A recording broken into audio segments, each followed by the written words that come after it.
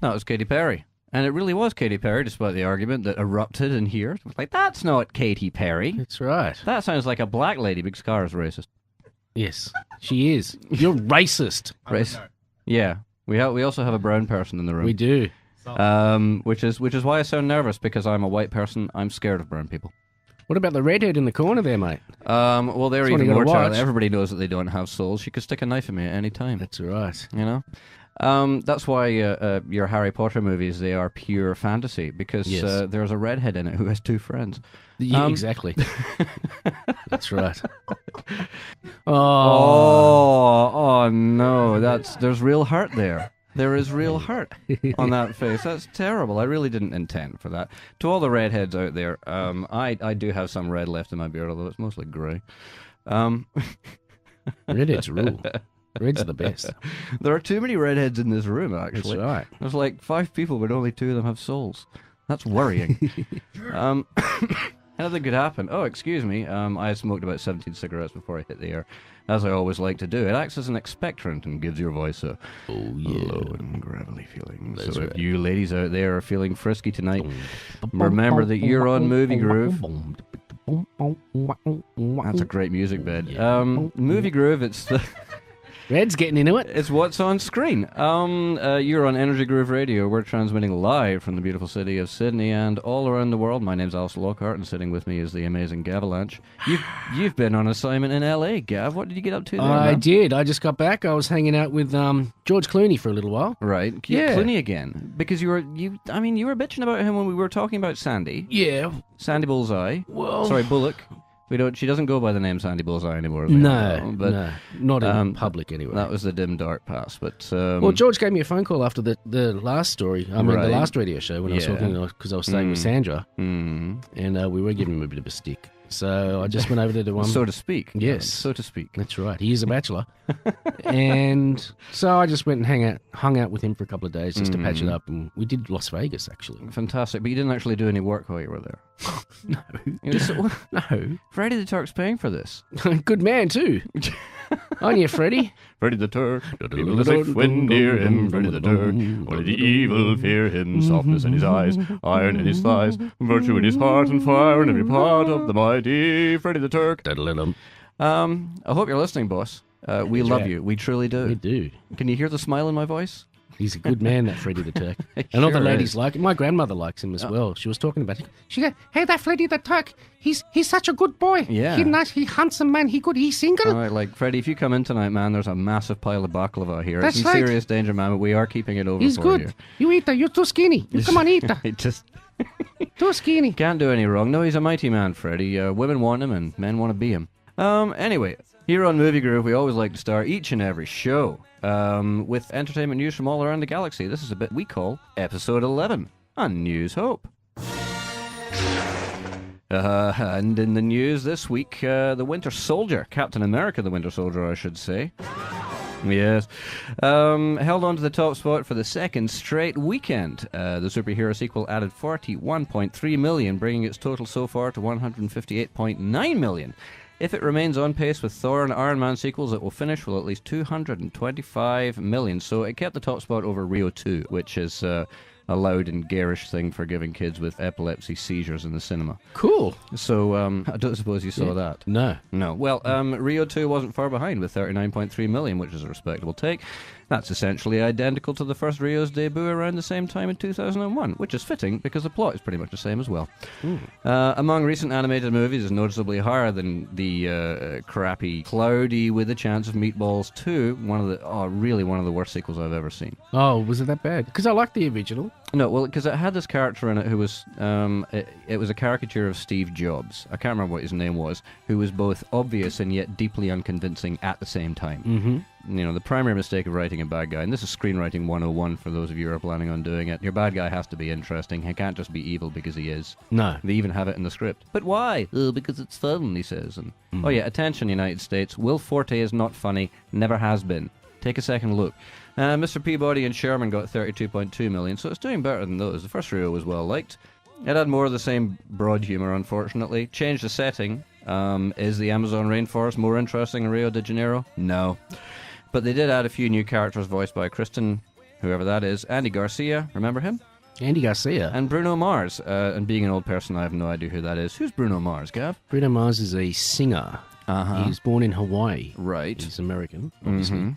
What songs has he done? Hand Grenade? Hand Grenade? Is that I will take grenade for your love. Something like that. What else? I really am out of touch, aren't I? Cara, is he right? Yeah. Is that a song? And what's the one where they have the monkey? I don't know if that's masks? safe. Hand grenades are dangerous, I children. don't want to do anything.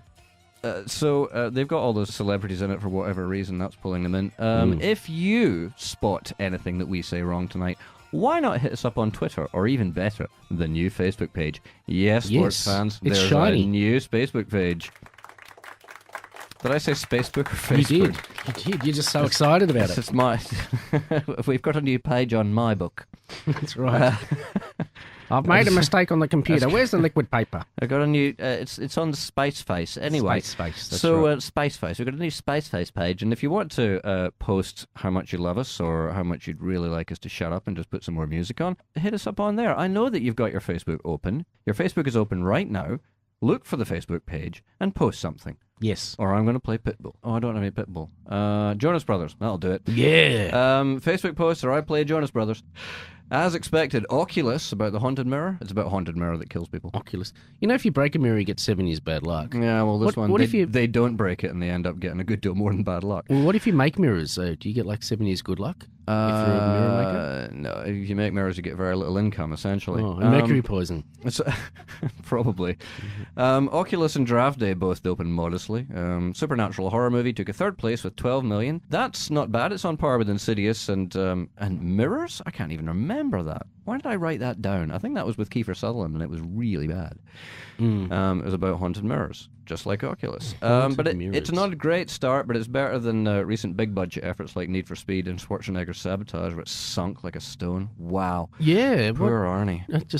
It didn't really exist. Yeah, we don't. Was it a movie? It was, like I said, it was his worst opening since Red Sonja. Oculus benefited from a solidly creepy, targeted marketing effort and from above-average reviews, and it also helped that it was the first supernatural horror movie in nearly a decade that wasn't shot on one $200 Handycam. Draft Day, which is another sport movie with Kevin Costner, so who the hell cares? That took fourth place with 9.8 million, which is roughly half of Moneyball, but that had Brad Pitt in it, so, here's some news for you, Kevin Costner. There are 3 people in this room who have no clue who you are. It's also a bit lower than his recent action movie 3 Days to Kill, and April 2008 football movie Leatherheads. That was the Clooney thing. That was the Clooney one. I ribbed him about that too. Yeah, did you say to him, wow, Clooney, I mean, you can act, man, but the directing, it needs a little work. But I liked him in Oh Brother, Where Art Thou? Yes, because Dapper Dan. I'm a Dapper Dan man. Damn, we're in a tight spot. That's right. He gonna turn him into a horny toad. Yeah. No, I can't think of the actor's name who played the devil, the cop that's on the trail. Who's can't think of that actor's name. Yeah, he shot himself in the head and missed. This was I think last year sometime, but that actor actually got real depressed one night. Yeah. He was in his apartment in L.A., shot himself in the head, missed, called an ambulance. But yeah, I'm hoping he's okay. But he was great in that. Yeah. Sweet summer rain. How could you miss? Like God's own mercy. How could you miss? Poor guy, I hope he's better. Well, he probably shot himself with a 22, and, a 22 bullet doesn't do much. It won't go through your palate. It'll bounce off your palate and go through the side of your face. I know people personally who tried this. Ooh. Yeah. So, if you're going to shoot yourself tonight, don't shoot yourself. Don't do that. Here's a tip: if you're thinking of killing yourself, why not climb Mount Everest? Yeah. Because there's the last 300 feet of Mount Everest has an area called the death zone, where if you fail, you die. Basically, it doesn't matter how many people are with you; they don't have enough oxygen to carry themselves and you with them. So if you fall over and can't get up, then you're going to die. You're done. There are lone honeymooners up there because their partners had 2 choices: stay with them and die, or leave them and survive. Yeah. So yeah, if you're going to kill yourself, don't just slit your wrists in the bath. Your mates won't even drink to you. No. Get up to the top of Mount Everest. Yes. If you die in the death zone, they'll want to build a statue to you. Exactly. And maybe from that height, the world will look just a little bit different. There's lots of bodies up there still. Oh, yeah. They're going to last longer than we do. Yes. They're still going to be there when New York's fallen into the sea. God. Anyway. We're a bit macabre tonight, aren't we? Yeah, this is supposed to be a comedy show, Gav. Let's keep it light. The Ultimate Warriors had a massive heart attack. Oh, no! Poor guy. We talked about the Ultimate Warrior last week in Dead for Reals, and it's been confirmed on TMZ that the American pro wrestling icon, the Ultimate Warrior, and that was his name. He changed his name to Ultimate Warrior. Oh, yes. So his kids were like Ann Warrior, Ben Warrior, Come out Wendy to play. Warrior. And they, Warriors, come out to play. Died of a massive heart attack. After all those steroids, what a massive shock. Yeah. The medical examiner conducted the autopsy, concluded there was no foul play in the death of the Ultimate Warrior. Because, really, would you mess with them? Born Brian James Hellwig, he died on April. No drugs or alcohol in the star system at the time. The medical examiner officially classified the death as bloody disease. I don't know. I can't read doctor. It's otherwise known as heart disease. He was reportedly clutching his chest outside an Arizona hotel at the time of his death. Known for his facepaint, which appeared to pay homage to warrior cultures like the Maori, Warrior was an icon to pro wrestling fans. And he's away now. Remember rock and roll wrestling when we were kids? Oh, God, yeah. With Randy Macho Man Savage. Oh, that was such a great show. He's passed on, too. Yeah. He was in a car crash. The Macho Man passed on? Randy Macho Man. Yeah, he's been dead for a few years now. Damn, I'm getting old. All my icons, but rock and roll wrestling, it's kind of like the Batman TV show. It's exciting when you're a kid and it's hilarious when you're an adult. Yes. My personal favourite was Andre the Giant. And this is a tough one. In other news, Baz Luhrmann. I'm afraid so. The Aussie filmmaker is reportedly interested in helming a remake of the 1970s Western cult classic which originally starred David Carradine. Can you picture a glitzy, extravagant update of a Western classic? Because Christ, I can. Oh, Lord. According to The Hollywood Reporter, Luhrmann, the Australian auteur, God, I'll laugh.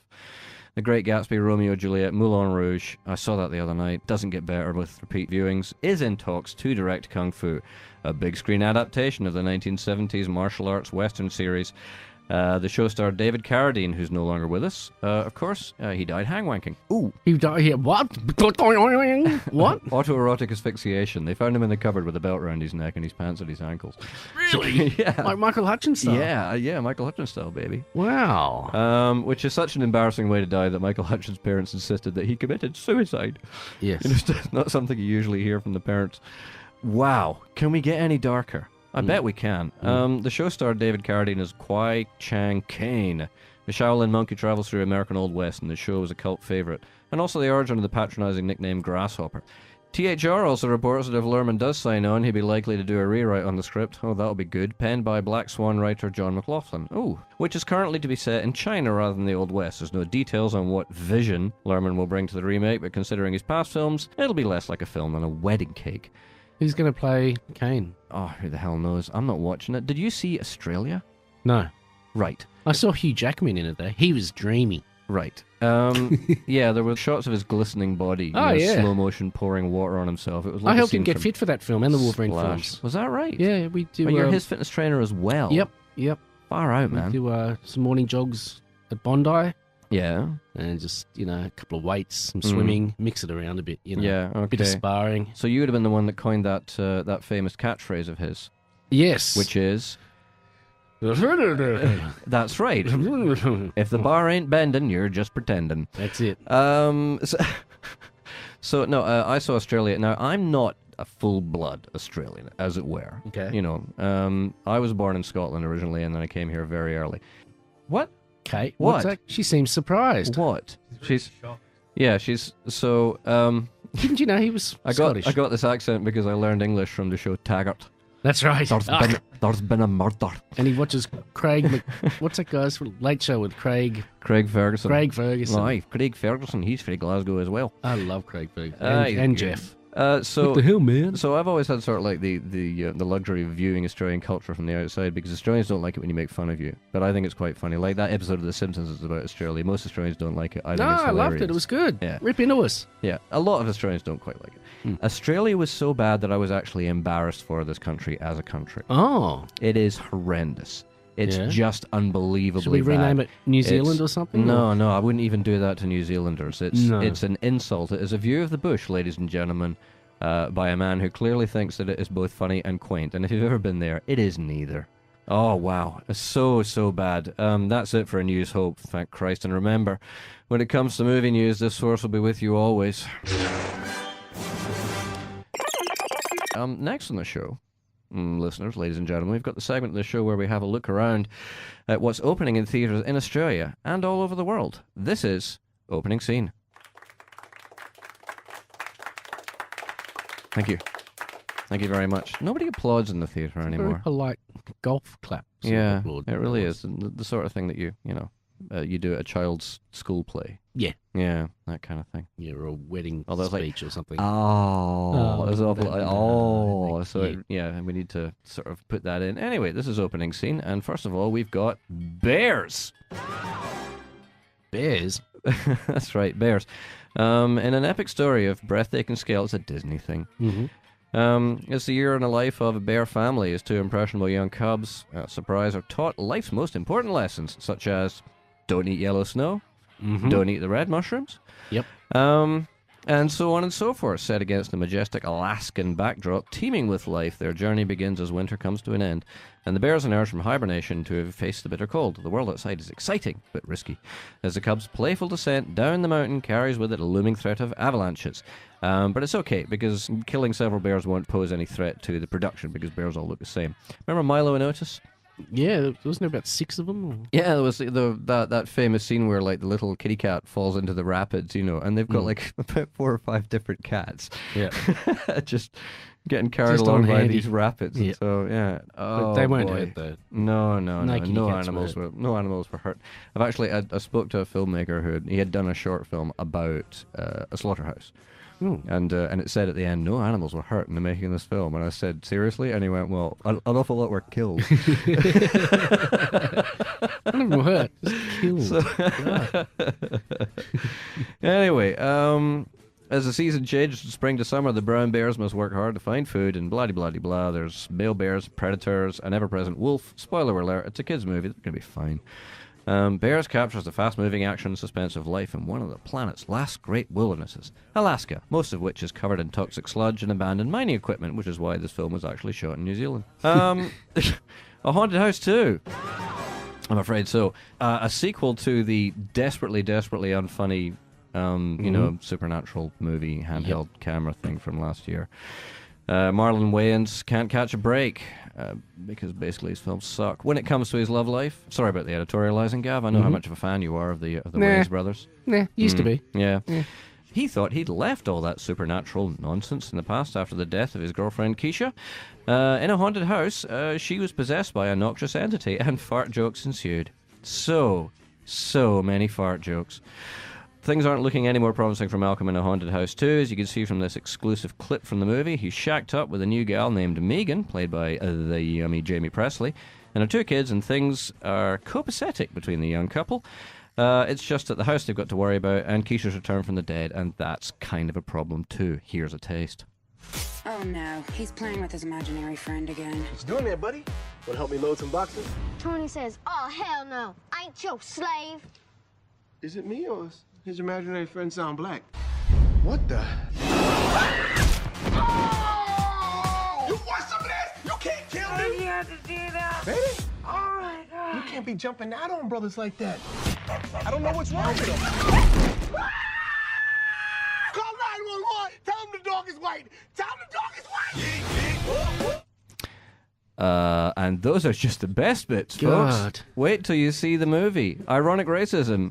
It doesn't even need to be funny, apparently. Yeah, it's that first joke, where the kid, does. Oh, hell no! Yeah. Oh, hell no! And he does that. He looks straight in the camera. Fourth wall break. He looks straight in the camera. Is it just me, or does the imaginary friend sound black? So the joke isn't obvious enough. Yep. Apparently, that he has to look straight in the camera and tell us all. You see, it's funny. Yes. Because his imaginary friend sounds black. Yeah, crickets. Pretty much, tumbleweeds. So, also, heaven is for real. It is indeed. Greg Kinnear's kid in the movie has complications during routine surgery, but survives, despite a fairly close call. And afterwards, the boy claims to have met his other sister in heaven, who died in utero long before he was born. The film is based on a best-selling book by a real-life kid and his devoutly Christian father, although somewhat embellished from the source, so it's a little bit more incredible than it actually is. Inspiring if you believe, easily rationalized if you don't. And the film has inspired some lively debate online. And by debate, of course, I mean incredibly childish invective from both sides. So if you want to see how low humanity can go, just check out the comment section of any YouTube video, really. Yes. YouTube. It's the toilet wall of the internet. Flush. And also Transcendence. We previewed this movie some weeks ago. I think what we said was all that needed to be said. But if you missed it, me has this report. A second trailer is hit for the Wally Pfister. That's Wally Pfister directed thriller Transcendence. Now listen to this. The film plunges into the Pandora's box of technology, with Pfister asking penetrating questions about the irresistible pull of artificial intelligence. Johnny plays a scientist boning up on AI, who cops a load in the chest after being nailed by terrorists who are trying to stick it to the man. Oh, yeah. While authorities attempt to finger the culprits, Johnny's wife, Rebecca Hall, inserts his persona into his own hard drive, hoping not to blow the system due to a lack of RAM. Once inside, Johnny's mind becomes engorged, and he begs Rebecca to create an opening through which he might have release, presumably by means of a back door. Then he spreads himself all over the net, leaving mankind in a rather sticky situation. So this is Pfister's initial thrust as a director, a market that's traditionally hard to crack, but I'm guessing that he'll get 2 thumbs up. Who's looking forward to that one? Oh, I gotta see that one. Yeah. It sounds... Just for your description alone. It sounds transcendent. You were over there in Los Angeles for a week and a half. You must have done more than just hang out with George Clooney. I mean, I know the guy likes to party, but... No. Yeah, no, it was only about three days with Clooney in Vegas. Yeah. Did you go to Disneyland? No. You said you were going to go to Disneyland. No, I got to get one of those hats, Gav. I didn't do it. I wanted to. I wanted to go. I'll get Sandy to send you one. I'm only a little disappointed. Only a little. Did we get any hits on the Facebook page? Really? Well, There's someone that likes Movie Groove. Oh, Franz Cantor. Yes, I didn't want to say the name, but yes. Very famous graphic artist, Australian graphic artist. He's been a luminary of the industry for many years, Franz Cantor. Any relation to Eddie Cantor? No, Franz, he used to do these amazing pieces of work for Playboy. He would do caricatures of famous celebrities like Ita Buttrose, for example. Really? Naked. Getting it on with Packer? No. He just one-shot person. He did this great one of Ita Buttrose, and she was bending over with a big old button camera, and of course she had a rose tattooed on her butt, Ita Butt Rose. Oh, no! I know. That's just terrible. He's our kind of people. He's our kind of people, Gab. He knows. I never thought like that. I met Ida. Yeah? I have met Ida. Mm-hmm. Yes. She was very nice. I know a joke about Ida Buttrose. Do you? Yeah. Do tell. No, I won't tell that one on air. No. So occasionally on this show, we like to focus on the movie news that makes the geek clique bust its leak. This is the Geekly Roundup. I'm nerdy in the extreme and whiter than sour cream. I was in a V Club and Glee Club and even the chess team. Yes, and Turtles. We've got Turtles. We have a new TV spot for the Michael Bay take on the Teenage Mutant Ninja Turtles. That played during the MTV Movie Awards the other night. Did anybody see that? Nope. Correct. Most of the footage is from the trailer, but Paramount Marketing, sneaky little buggers, and they've put a little glimpse of Splinter. You know, Splinter's a mutant rat who seems to be narrating the spot. And if you look closely at Splinter's split-second appearance, it looks like everybody's favourite wise old rodent ninja master is facing off the evil Shredder.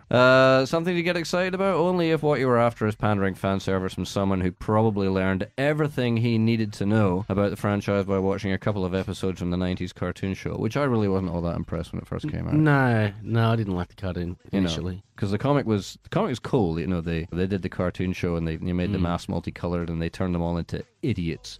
Especially Michael Andrews, and yeah, I'm a party dude. Are we gonna buy pizza? Cowabunga, dude. Yeah. I still get angry thinking about it. And it was years ago.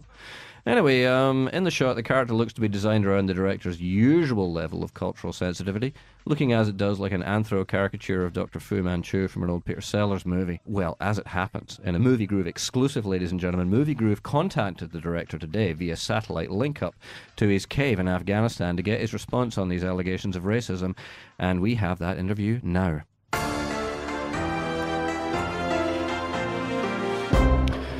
Mr. Bay, you are generally credited by critics and moviegoers alike all around the world with being to filmmaking what serial vehicular homicide is to automotive design.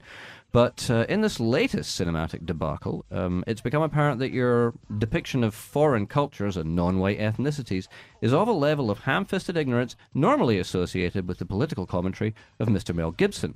Care to comment? Oh, you know, Rocky. Me so Johnny. Oh, so. What? Thanks for your time. What was that?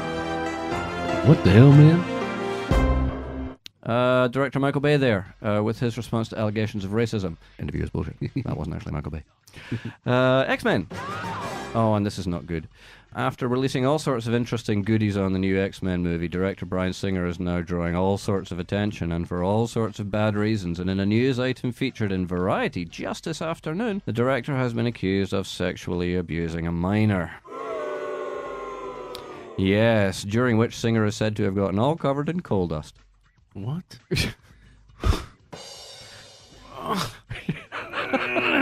Oh, it sounds dirty to me. There we go. Oh, the humanity. The plaintiff, Michael Egan, claims he was 17 years old when Singer forcibly sodomized him. Oh, that's graphic. Among other allegations, Egan's lawyers, who published his name in a press release, alleged that Singer provided him with drugs and alcohol and flew him to Hawaii on more than one occasion in 1999. Free holiday, free drugs. They're just not pleasing some people. Yeah. Former chairman of Digital Entertainment. Now listen to this. Former chairman of Digital Entertainment Network, Mark Collins Rector. Come on, Gav. Mark Collins Rector. Rector. Is that like a priest? No, you're supposed to say, Rector, he damn near killed her. Is also is also named in the lawsuit and is accused of initiating the sexual abuse of Egan and arranging for Singer to assault Egan at a house in Encino, California. This is really sordid. Collins Rector, no, he missed it again, is a registered sex offender. It's a great name for a registered sex offender, Rector. Isn't it, though? It's like that guy that sent his pictures of his willy to his girlfriend. He was a senator called Anthony Weiner. Didn't he run for mayor? Yes. Collins Rector is a registered sex offender, having pled guilty in 2004 to luring minors across state lines for acts. The article does not specify how many other books of the Old Testament were involved. Jeff Herman, Egan's lawyer, is a federal law attorney specializing in sexual abuse cases, and also represented the plaintiffs against Elmo puppeteer Kevin Clash in the sexual abuse cases there. Hollywood has a problem with the sexual exploitation of children, Herman said in a statement. This is the first of many cases I'll be filing to give these victims a voice and to expose the issue. And in news just to hand,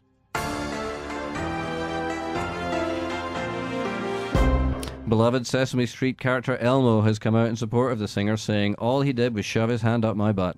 Singer's lawyer then advised his client's furry friend to shut the hell up, for Christ's sake. Well, the Elmo guy was in trouble. Yeah, I know, I remember that, yeah. So it's kind of sad, really, because Elmo's a beloved character, but then Sesame Street went like, well, it was Kevin Clash that did the... Elmo didn't do anything wrong. No. So now they need to get somebody who can do that voice. That shouldn't take too long. Hans Zimmer. Here it is.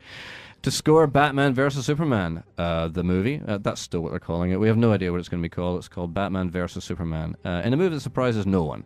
Zimmer will return to work in the fold of director Zack Snyder in the desperately anticipated super franchise matchup, having previously scored Man of Steel and producer Christopher Nolan's recent Batman trilogy.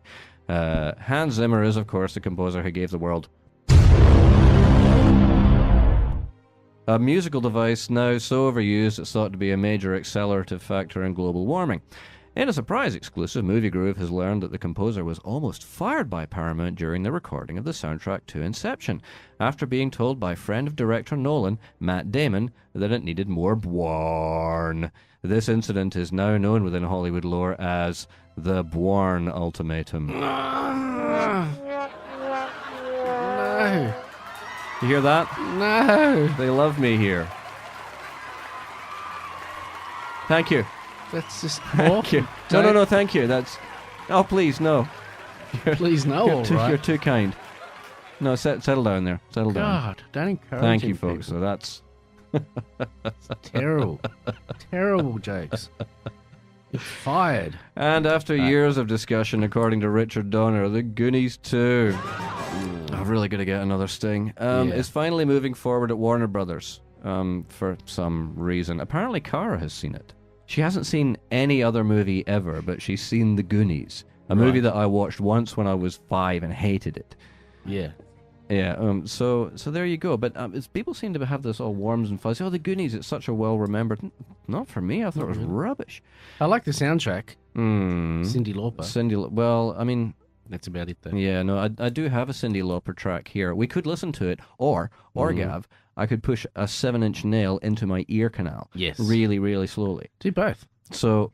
on the one hand, I get a brain injury, certainly lose my hearing, possibly even die. And on the other, we're listening to Cyndi Lauper. Which one of these? Yes.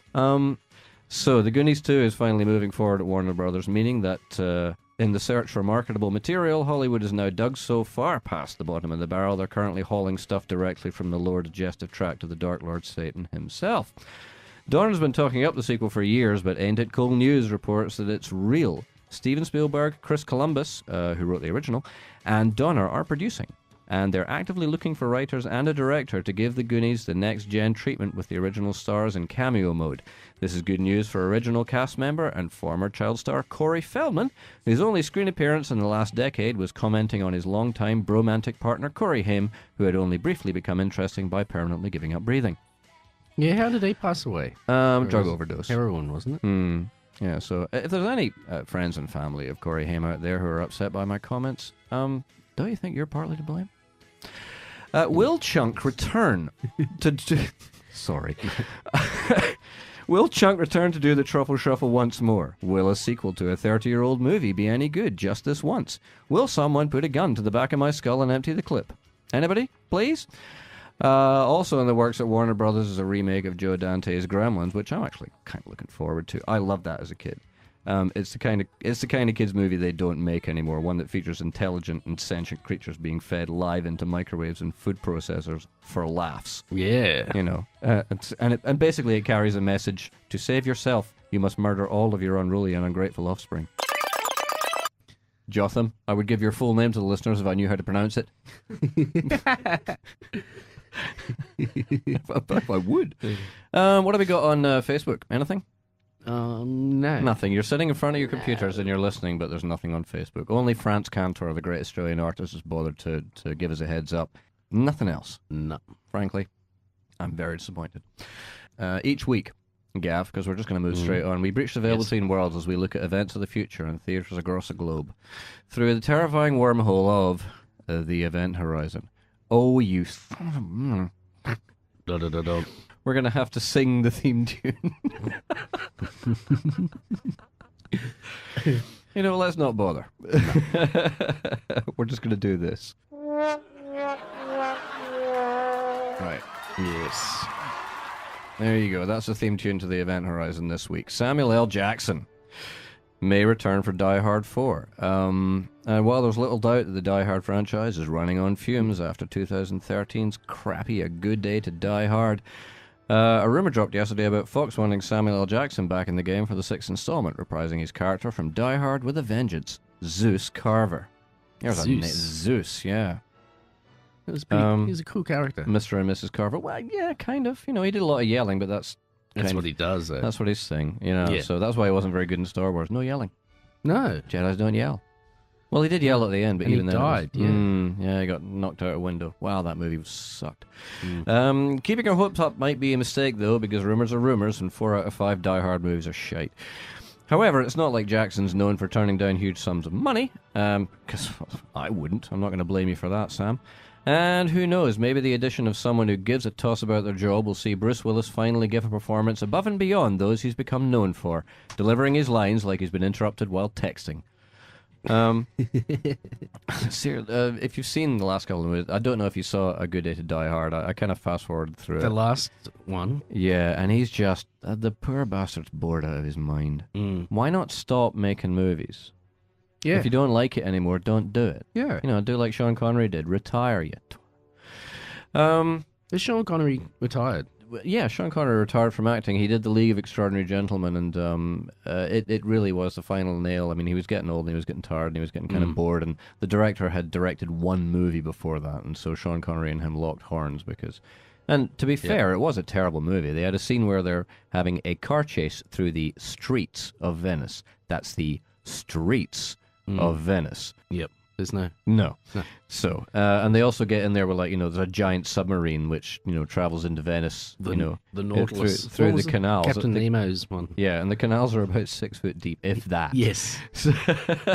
So leave your brain at the door. Yeah. It was a terrible movie. Of course, they did have, like, half of the sets got destroyed. They had a massive flood in Prague. Really? Yeah, and Prague has got lots and lots of underground cities, so that's where a lot of the sets were in these big underground vaults, and they just filled it with water and destroyed all the sets. Oh, no. I had to improvise at the last minute. But anyway, and after that, Sean Connery went, you know what, I'm sick of this, I don't want to do this anymore. Yeah. He's a grumpy bastard anyway. I was actually in Scotland when he got his knighthood, and the crowd booed him. Really? Scottish people hate him. They booed him? Yeah, they boo. Really? He's an arsehole. So, oh, no. Anyway, it's Mr. Bond. Oh, this might actually be apt. Flash Gordon. It's close enough. Gordon's alive. That's exactly what I've got written here, buddy. After some years of varying development hells and a short-lived TV series in 2008, which was pants, it looks as though the pulp space hero is coming back to the big screen. If their source is correct, Film Divider believe that J.D. Payne and Patrick McKay, currently at work on the third Star Trek film, are also writing an ambitious new Flash Gordon adventure. Wow. Gordon's alive. I've been goosed. Dive, my beauties. Why would Hawkmen have flying machines? You get tired. Flash Gordon approaching on a winged Hawkman. There's going to be areas that have differing pressure that you can't fly through. Could be. I suppose it's like a wheelchair, I guess. Oh, that's a great... If you haven't seen the old version of Flash Gordon, just, check it out. Open fire!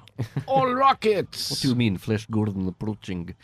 So Flash Gordon made his debut in newspaper comic strips drawn by Alex Raymond in the 1930s. God bless you, Alex. You got paid nothing. That's the life of an artist. And was initially conceived explicitly as competition for the then very popular Buck Rogers. Gordon was a polo-playing Yale graduate. Yeah. Yes, hello. Well, Hans Zarkov, you got any champagne in this bucket? What? So, yes, apparently of NASA. Initially, Hans Zarkov was a love interest. So companions Dale Arden and Dr. Hans Zarkov initially headed into space to find the source of some meteors that were bombarding Earth. Their first encounter with Ming the Merciless, the alien git-face behind the meteors, would not be their last. Their continuing adventures on the planet Mongo would see them also encountering Hawkman Prince Vultan and the not at all homoerotic characters in panto hats and tights. Oh yeah, music by Queen. Well, that was the TV show. You know, the older one with Buster Crabbe? Buster Crabbe. Yeah, they were on the TV when I was a kid. They were serialized things that used to play on the in the cinemas, like 10-minute shows. Okay. And kids would go and see them. And back then, they were the great Satan until rock and roll came along and knocked them off their pedestal. Right. You know, those serialized films are turning all of our kids into Satan worshippers and dope smokers. Yeah, and they used to show them on TV when I was a kid. And again, it's like the old Batman show. When you're a kid, they are fantastic. Yes. Gordon was immediately picked up for 3 Saturday morning film serials starring Buster Crabbe. Also briefly Buck Rogers and Tarzan between 1936 and 1940. Slightly more recently, and perhaps most famously, of course, there was a 1980 movie Camp Fest with the awesome Queen soundtrack starring Sam J. Jones as Gordon. That's not actually Sam J. Jones' voice in that. What? Sam J. Jones he's got quite a deep, bassy voice. And so for the movie, they overdubbed him with somebody who had a bit of a higher register. So really? It's not his voice, yeah. Oh, no. It's a bit disappointing. It was like Darth Vader. They didn't tell him until he went to the cinema. He's like, what? That's not my voice. So Max von Sydow, who was awesome as Ming. Oh, man, that was so cool. Cletus, I'm bored. Cletus. I'm bored. We have a planet for you, Your Majesty. Watch the movie. It's so much better than the way we do it. And the mighty Vultan, played by Brian Blessed. Gordon's alive. Oh, well, who wants to live forever? Dive. Oh, God, gotta go see it. So there's your homework, Jotham. You're going to watch Flash Gordon for us next week, homie. There you go. I got a big thumbs up from the boy in the corner. Not Flesh Gordon, though. Not Flesh Gordon. Not to be confused with the horrible porn version, which, amused no one. The Revenant. What does Revenant mean? Revenant? Revenant, yes. Revenant means really hungry. Wrong. Okay. Okay, so revenant means that you've come back. If you're a revenant, then you have returned. From where? The dead. Or presumed dead. Or the shops? You know, the prodigal son, that kind of a thing. Like, but what if you just come back from Woolies or something? Then you're a So- revenant shopper. Right. Okay. There's a movie. Revenant Shopper. In a world where there are several rules, all of them are broken by Revenant Shopper. He broke the rules. He scanned all his vegetables as carrots because they're the cheapest. Bok choy cost a lot more than that.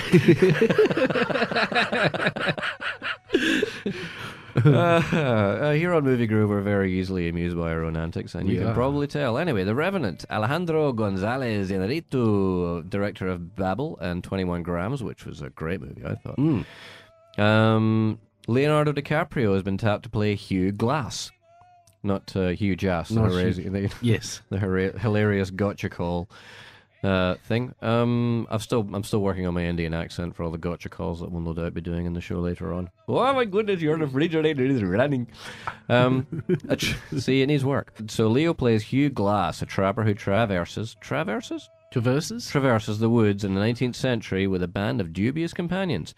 When he barely survives a grizzly bear attack, his buddies rob him blind and leave him for dead, but of course he pulls through and bears quite a grudge. No. If Make it stop, Mummy. This is an entirely fresh plot that has never been done before, with the exception of all the other times it's been done before. Cue the sound of Clint Eastwood walking into that saloon. Next time you hang a man, you get a good look at him. You ever saw that one? I did. Hang 'em high. Oh, great movie. Yes. So, but I watched it recently and I went like, that scar is a lot less convincing than it was when I was a kid. Little else is known about the project other than Leo won't be getting an Oscar this one either. It is. It's unfair, Leo, but basically when you are in a movie, you're always you. There's nothing you can do about that. Maybe they'll give you maybe I'll give you a posthumous one if you get killed like Vic Morrow or Heath Ledger. Heath Ledger, thank you. Actually, Vic Morrow didn't get a posthumous Oscar. Really? Yeah, you remember Vic Morrow? He died when they were making The Twilight Zone. Right. You can see it on YouTube. You look it up. I think it was John Landis who was directing, and Yep. a big old explosive thing went off, and something came off the explosive, a shard of the can that it was housing in. Yep. And it hit the helicopter, and the helicopter just whirled right into the center of the set where Vic Morrow and these two kids were wading through a lake. And, Yeah. that was it. I mean, the helicopter, they didn't feel a thing. They didn't see it coming. Bam, it was all over. Yeah. Oh, wow, So, that's very sad. Yeah, God bless you, Vic Morrow. Die doing what you loved. Anyway, why do people never sing songs about Australian cities? Sure they do. I've been everywhere, man. I've been everywhere. But that's about every Australian city. There's no song about Melbourne. Like there's like New York and New York. Yeah, nobody's like a Melbourne. It doesn't really have the same kind of ring to it. Just trying to think of. There's a song called Happy Birthday Helen that sings of stone and wood that has just about every Melbourne cliche that you get. Yeah. We visited the museum and then walked along the Yarra and stopped by the Sydney Mire Music Bowl. Something like that. Yeah? You don't remember that one? No. It doesn't really work. It sounds, rolling right on with the show because it's 27 minutes at the top of the hour. Every now and then here at Movie Groove, we like to take the listener by the hand and walk you through a world where there are no rules. This is Trailer Trash. Sakes alive, looks like we've got us a convoy.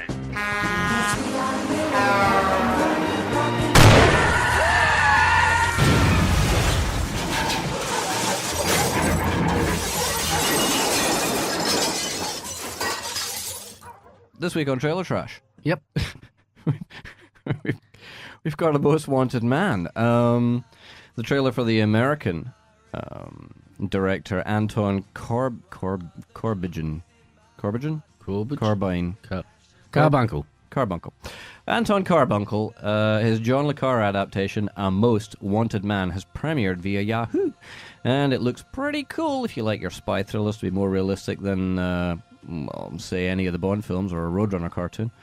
The cast includes Philip Seymour Hoffman, Robin Wright, Rachel McAdams, Willem Dafoe, and Daniel Brule. Oh, they're throwing names at me that I can't pronounce, Mummy. I don't like it. When a potential terrorist on the run arrives in Hamburg, Germany, authorities need to look like they can do something about it, so they run about arresting brown people until something blows up, thusly giving them something more solid to go on. So, firmly based on real life, then. Yes. Being dead, every major role we see Hoffman playing from here on out is going to be a big thing. Aside from this, we only have 3 more. There's the last 2 Hunger Games movies for the kids, and the upcoming Sundance premiere, God's Pocket. I have no idea what that's about. If watching the trailer makes you sad, just remember that you never met the man, and for all you know, he might have been a dick. Yes. Just saying. I don't think so, somehow. I think it'd be cool. You do? Yeah. Yeah? It's Philip C., because somebody I know who worked with Philip C. Riley, and I won't name him, but you know him. Yeah. Yeah, he's another redhead. Oh, okay. And he worked with John C. Riley, and you think, well, that guy must be like a big old bundle of laughs, just a big old teddy bear. No, 5-star prick. Really? Yeah. Oh. So, what a shame. what are you going to do? You never know. Never meet your heroes. It's a terrible, terrible thing. No, yeah. If this film is as good as Tinker Tailor Soldier Spy or The American, it's in good company. And it's always good to space out the blockbuster season with 1 or 2 movies that require just enough brain power to at least very gently warm the inside of your skull. Gone Girl. The first teaser trailer has arrived for David Fincher's adaptation of Gillian Flynn's best-selling novel that I've never heard of, Gone Girl. Because they used to have these things called books. Oh, I see. Yes, you could buy them at the airport. They were either written by a fellow called Stephen King, the other ones were written by John Grisham, and there was very little else. Right. A search is on for Rosamund Pike, who mysteriously goes missing on her 5th wedding anniversary. She's from... did you see At the World's End? Nope. No, that was good. That's your homework for this week. All right. Who mysteriously goes missing on her 5th wedding anniversary. All signs point to her husband, Ben Affleck. Uh-oh. Damn right. Being the responsible party. Can it be true? Does Affleck, as an actor, lack the ability to subtly convey deeply concealed guilt masked by genuine pain, having only 2 facial expressions, both of which he shares with dogs that have been bred too much? Oh. Hush. I don't think so. If you're listening, Ben, God, I hate you. I'm an angry man. Fincher recently indicated that the ending of the story has been reworked for the film, so Gone Girl should be a surprising and, of course, deeply disturbing experience for both fans of the novel and for people unaware that they still have books now. And X-Men Days of Future Past. Well, we've talked about Bryan Singer, and in very recent news he says that the claims of molestation are groundless, and he'll be defending them jealously. Well, what else is he going to say? So anyway, the trailer is up along with an extended look of one of the film's opening scenes, and by the looks of it, Bryan Singer still can't direct action for Nuts and Gun. Oh, nice. Still, it may be better than Singer's previous attempt at the superhero genre, Superman Returns, but films in that category are so numerous that if I tried to name them all, I'd be dead before I was halfway done. Singer's previous X-Men movies are pretty damn good, despite the stodgy action scenes, so if he regains his previous form, we may actually get another good X-Men movie. Before Wolverine's immunity to injury gives way to the inevitability of actor Hugh Jackman's heart exploding from 14 years of continuous steroid abuse. Oh, yeah. In the film, the X-Men ensemble fights a war for the survival of the species across 2 time periods. The characters from the original X-Men film trilogy join forces with their younger selves in a battle in which they must change the past to save their future. A plot that can't possibly mess up the continuity any worse than it already has been, because basically we're all pretending that X-Men The Last Stand and X-Men Origins Wolverine never happened. I didn't bother seeing the latest. Oh, no, and nor should you, mate. Don't trouble your arse. Nope. It's hours of your life you could spend watching cardboard exist. Right. Also, and I'm excited about this one, Lucy, Scarlett Johansson. Let's give her one of those. In lieu. You know, let's give her one of those. You know what I'm saying? You know what I'm saying? You know what I'm saying. Yeah, a round of applause there for Scarlett Johansson. Yeah. Scarlett Johansson plays a drug mule turned superhuman. Wow. In Luc Besson's Lucy. Besson is directing this flick, and it looks like it kicks some huge arse. In the film, Lucy accidentally absorbs a mysterious super serum she's hauling around her body, and suddenly, according to the official plot summary, she can absorb knowledge instantaneously, is able to move objects with her mind, and can't feel pain and other discomforts. There's a rape joke in there somewhere, but I'm not going near it. Do you want it? Nope. Okay, well, at least not until they take off this ankle bracelet. And here's a taste of that now. What happened? What did you do to my stomach? What's going on? We've merely slipped a little package into your lower tummy. and you're going to transport something very special to us. Hey! You speak English? No. You speak English? Yes. Take me to the hospital now. Hospital. Somebody put a bag of drugs inside me. I need you to take it out. It's leaking. It is estimated most human beings only use 10% of their brain's capacity. Imagine if we could access 100%. Interesting things begin to happen. Yes? Professor Norman, my name's Lucy. I just read all your research on the human brain. It's a little rudimentary, but you're on the right track. Thank you. I have access to 28% of my cerebral capacity. I can feel every living thing. Since when did you start writing Chinese? Since an hour ago. What happens when she reaches 100%? I have no idea. Oh, check out that, because the audio doesn't tell half the story. It looks great. It's very Akira, you know. Yep. Just keeps getting more powerful, and, you know. All right. So it's got that thing where, you know, like, you know, apparently we only use 10% of our brains. Einstein once said we only use 10% of our brains, and if we got to 100%, we'd be pure energy. Okay, two things, folks. That's a popular myth. Einstein never said that because A, he wasn't a neurologist, and 2, he wasn't retarded. You may be using as little as 10% of your brain when you hear something like that and believe it. Yes. But yeah, through the course of the average day, you're going to end up pretty much using all of it. And we'll learn the full extent of Lucy's powers when Besson's latest hits theatres on August 8th. Also appearing in the film is Morgan Freeman, and playing the voice of wisdom yet again, and we love him for it. And that's all from the Trailer Park this week. Join us again next time, because Next time, it's personal. Again.